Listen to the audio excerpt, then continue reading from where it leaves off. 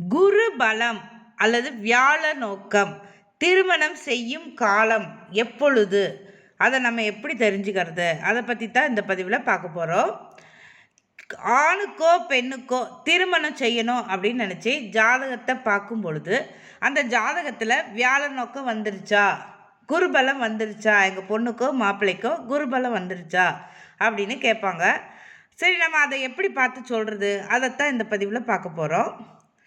கோச்சாரத்தில் சுற்றி வருகின்ற குருவோ அல்லது சனியோ நம்ம ஜாதகத்தில் ராசிக்கு 7ஆம் இடத்துல இருந்துட்டாங்க, 7ஆம் இடத்துல வந்துட்டாங்க அப்படின்னா நிச்சயம் அந்த காலகட்டத்தில் திருமணம் செய்யலாம். ராகு கேது கோச்சாரப்படி சந்திரனுக்கு 7ஆம் இடத்துல வரும் காலம் திருமணம் செய்யலாம், திருமணம் ஏற்படும் அப்படின்னு புரிஞ்சுக்கலாம். அதே மாதிரி நம்ம ஜாதகத்தில் கேது எந்த வீட்டில் அமர்ந்திருக்காரோ அந்த வீட்டில் கோச்சார குரு வந்து உட்கார்ந்தது அப்படின்னா அவங்களுக்கும் திருமணம் செய்யலாம் அப்படின்னு புரிஞ்சுக்கலாம்.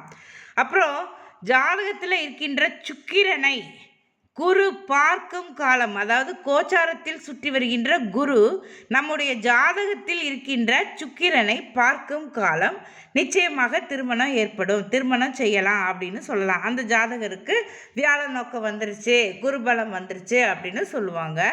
அது மட்டுமல்ல, நம்ம ஜாதகத்தில் 7ஆம் வீட்டு அதிபதியின் தசாவோ 2ஆம் வீட்டு அதிபதியின் தசாவோ புத்தியோ அந்தரமோ நடக்கும் பொழுது அந்த ஜாதகருக்கு திருமண காலம் கூடி வரும், திருமணம் செய்யலாம் அப்படின்னு சொல்லலாம்.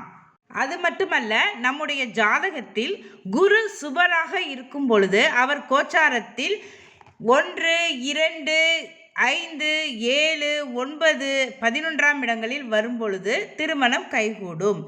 குரு நம்ம ஜாதகத்தில் அசுபராக இருக்கார், கெட்டவராக இருக்கார் அப்படின்னா அவர் 6, 8, 12, 3ஆம் இடங்களில் 4ஆம் இடங்களில் கூட மறையும் பொழுது, அதாவது லக்னத்திற்கோ ராசிக்கோ மறையும் பொழுது, கோச்சாரத்தில் மறையும் பொழுது, குரு மறையும் பொழுது திருமணம் கைகூடும் அப்படின்னு புரிஞ்சுக்கலாம்.